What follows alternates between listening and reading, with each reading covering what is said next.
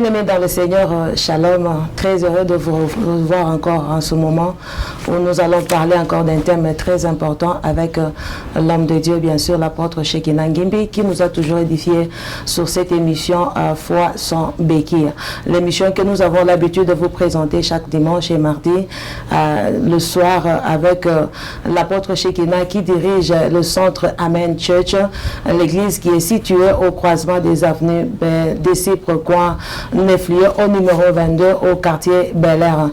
Comme programme de l'église, nous prions chaque mardi solution dans le culte de mardi solution à 16h30. Nous commençons les cultes jusqu'à 19h juste. Et chaque jeudi miracle, nous prions là pour vos besoins, pour le miracle que vous attendez dans la vie.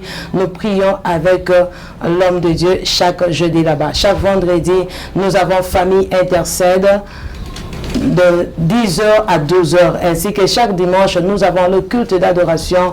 Nous prions de 9h juste à 12h30.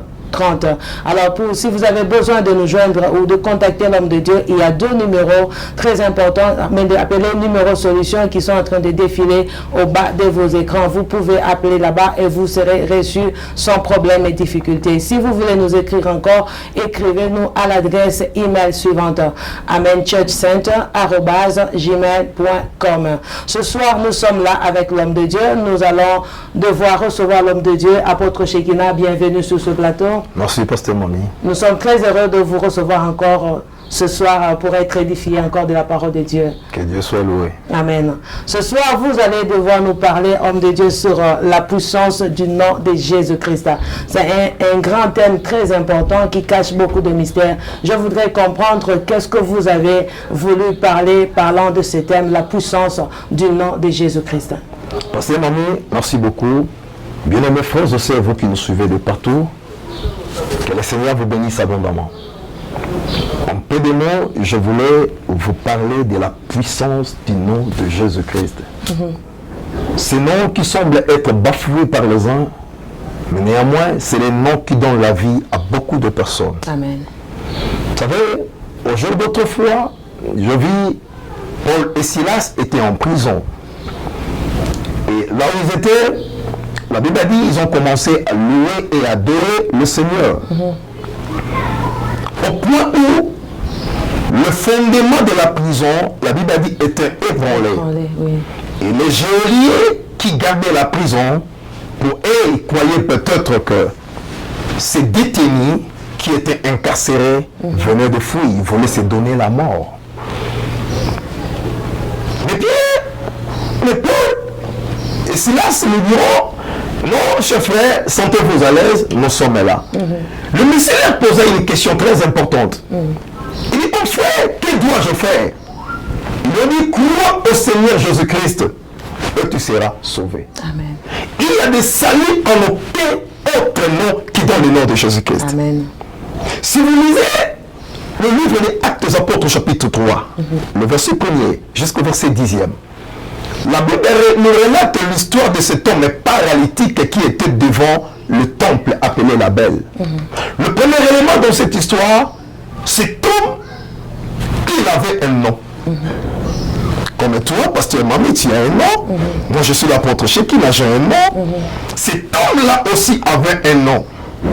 Mais regarde l'élément le plus important, et que quand l'ennemi vient s'aimer le malheur dans ta vie, il va toujours effacer ton vrai nom. Amen. Pour te donner un autre nom. J'appelle ça la crise d'identité. Yes.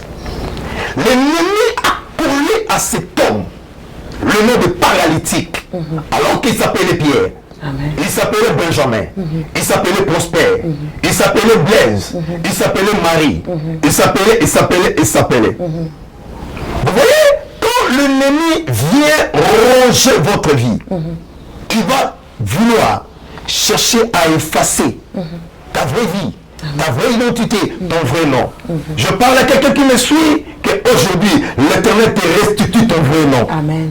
Là où tu es, reçois ton vrai nom. Amen. Parce que ton nom n'est pas chômeur. Ton nom n'est pas maladif. Ton nom n'est pas célibataire. Ton nom n'est pas ce que l'ennemi t'a collé. Mais tu as un nom selon la pensée de Dieu. Amen. La Bible dit que cet homme, quand il les a vus, Comprenez que l'église venait de naître. Les disciples, ils avaient tellement peur. Mais le Seigneur devait accomplir la promesse qu'il leur avait faite. Et qu'il vous serait avantageux que je m'en aille. Après que lorsque je m'en serai allé, c'est alors que le consolateur reviendra. Le consolateur était venu, le Saint-Esprit était en œuvre. Et là, c'est l'église qui devait commencer. Autrement dit, la promesse que Jésus avait faite à Pierre. Disons que tu es Pétrus, si Pétre, je bâtirai mon église. Et ce jour-là, Pierre doit se lever. Mais pasteur Mami, lisons la Bible. Quel a été le message de Pierre? La Bible dit que Pierre a présenté le nom de Jésus-Christ. Amen. Donc l'église est fondée sur la personne de Christ. Amen. Et c'est le message de Christ qui alimente la foi. La fois passée, vous m'avez posé une question. Comment on peut avoir la foi? On ne peut qu'avoir la foi sur les paroles de Christ. Amen. Je disais que cet homme paralytique, que sa famille, ses frères et sœurs, amenés devant le temple. Et vous savez comment la Bible parle? Le nom du temple était la Belle. Je voulais dire à quelqu'un, il y a des gens qui se situent à une bonne adresse, à un bon endroit. Mais quand vous voyez les résultats vous ne pouvez pas imaginer. Amen. Un bon mariage, il n'a pas d'enfant. Un bon travail, il n'est pas payé. Élégant, intelligent, mais il ne sait pas distinguer dans la vie. Amen. Il ne sait pas s'épanouir. Le Messie était devant la belle porte. Et bien aimé, frères et sœurs, vous qui me suivez, être à la porte n'est pas une bonne adresse. Il était ni dedans, Ni dehors. ni dehors, mais il était à la porte. Autrement dit, dans une position de transition. C'est la position où se trouvent aujourd'hui beaucoup de chrétiens. Il n'est pas béni, il n'est pas non plus maudit, mais il est en train de tourner à rond. Vous ne comprenez pas. Qu'est-ce qu'il est en train de faire? Il y a des gens qui se situent aujourd'hui à l'entrée du temple, mais ils ne sont jamais entrés. Amen. Ce Messie avait l'audace, il avait le sentiment, le vouloir de pouvoir entrer, aller adorer, mais se disait, comment je vais me lever? Et si je dois me forcer pour y aller, je vais rater le miette que je reçois ici. Je voudrais prier aujourd'hui que la mendicité puisse tomber dans ta vie. Amen. Oui, on te connaît comme un mendiant. On te connaît comme une mendiante. Parce que regarde comment tu es en train de vendre même ton corps. Dans la prostitution. Parce qu'il n'y a pas autre chose à faire. Le nom de Jésus-Christ est en mesure de pouvoir te donner la solution, de te crédibiliser. Amen. Ton identité a été fauchée par l'ennemi, mais le nom de Jésus-Christ peut te faire beaucoup de bien. La Bible dit, il attendait recevoir des apôtres quelque chose. Si vous lisez le verset 6 des Actes des Apôtres, j'aime beaucoup, si je peux lire avec vous. Amen. Alors Pierre lui dit, je n'ai ni argent, ni or, mais ce que j'ai, dans le nom de Jésus-Christ de Nazareth, lève-toi et marche. Pierre a bien parlé. Il dit, je n'ai ni or, je n'ai ni argent, mais ce que j'ai. Je ne sais pas si ça s'est dit en français. À mon humble avis, c'est une phraseologie un peu compliquée. Il dit, je n'ai ni or, je n'ai ni argent. Or, ce Messie s'attendait à recevoir l'argent. Ce Messie s'attendait à recevoir de l'or. C'est comme toi, tu as besoin d'argent, de manière à ce que tu puisses subvenir à tes besoins. Tu as besoin de l'or. C'est une activité, je ne sais pas. Mais lui dit, je n'ai ni or, je n'ai ni argent, mais j'ai quelque chose.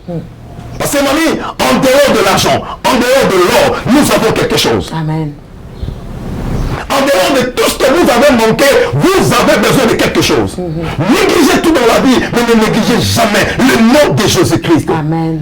Pierre a dit, ce que j'ai, je te le donne. Amen. Donc je comprends, le nom de Jésus est transmissible. Amen. On peut donner à quelqu'un quelque chose, un trésor, le nom de Jésus-Christ. Toi qui me suis là où tu es, je te donne rien que le nom de Jésus-Christ. Avec ce nom, je te dis, la délivrance, elle est réelle. La liberté est possible. La délivrance, elle est possible. Dans le nom de Jésus-Christ, même ceux qui étaient envoûtés, les envoûtements tomberont. Parce que la Bible dit, tous tout genou fléchira au nom de Jésus-Christ.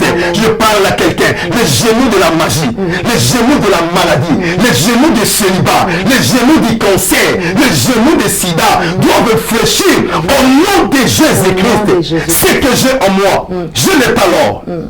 Je n'ai pas l'argent, mais j'ai quelque chose. Le nom de Jésus-Christ, c'est une force, c'est une puissance. La Bible dit, quiconque invoquera ce nom. Je ne sais pas, tu invoques quel nom? Le nom de féticheur, le nom de la maladie, le nom de ta famille. Non, à un moment, même la position de ta famille ne saura pas te soutenir. À un moment, même les gens peuvent t'humilier, peuvent te rejeter, peuvent t'abandonner, mais je te dis, venez à Jésus, il n'abandonne personne. Amen. Et je voulais parler à quelqu'un que le diable n'a même pas le pouvoir détruire ce que Dieu t'a donné. Amen. Vous savez, autrefois, je vis même Léa, qui a été prise en mariage par Jacob, mais ce n'était pas la pensée de Jacob. Je suis en train de parler encore sur un mystère qu'on appelle le retardement. Wow. Oui, cet homme paralytique, sa vie semblait être retardée. Il était là, en train de mendier, en train de quémander. Oui, bien aimé, je te dis la vérité. L'ennemi ne saura jamais enlever ce que Dieu t'a donné. Amen. Ce qui est à toi restera à toi. Amen. Oui, ce qui est de toi sera à toi. L'ennemi, c'est un menteur. Yes. Vous savez, même si tu as rencontré Léa sur ton chemin, mais ne t'en fais pas. Rachel est en train de venir. Amen. Ne t'en fais pas. Ton Rachel est en train de venir. Amen. Tu es en train de retrouver tes pieds que tu as perdus. Le Seigneur est capable. Le nom de Jésus-Christ est fort. Yes. Il a dit ce que j'ai. Dans le nom de Jésus-Christ, lève-toi et marche. La Bible dit, le paralytique s'éleva. La paralysie, c'est un état d'esprit. Amen. Je parle à quelqu'un qui me suit. Frères et sœurs, tu m'écoutes à cet instant. Mais la paralysie te dérange. La paralysie, c'est un handicap. Tu ne sais pas avancer. Tu ne sais pas progresser. Tu commences un commerce, mais tu tournes avant. Tu es en train de tourner avant.